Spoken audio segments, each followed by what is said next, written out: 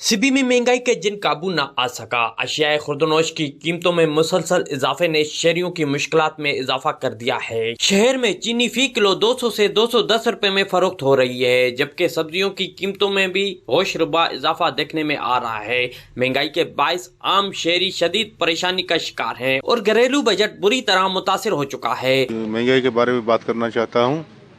महंगाई इतनी बढ़ गई है कि अंदाज़ा नहीं है।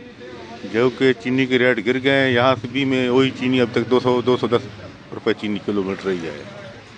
सब्जियाँ वगैरह आसमान से बातें कर रही हैं और ये ख़ासकर गरीबों के लिए तो अज़ाब बना हुआ है।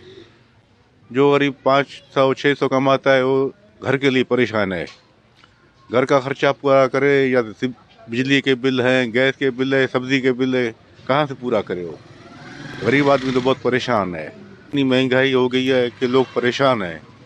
इतने परेशान हैं कि एक टाइम का खाना मिल रहा है, एक टाइम का खाना ही नहीं खा रहे हैं, भूख की ज़िंदगी गुजार रहे हैं। उनके बच्चों की हालत को देखो कि चप्पल ही नहीं है पाँव में। शहरियों ने जिले इंतजामिया और प्राइस कंट्रोल कमेटी से मुतालबा किया है कि सिबी में मुनाफाखोरों के खिलाफ मुअस्सर कार्रवाई अमल में लाई जाए और सरकारी निर्खनामों पर अमल दरामद यकीनी बनाकर अवाम को रिलीफ फराहम किया जाए।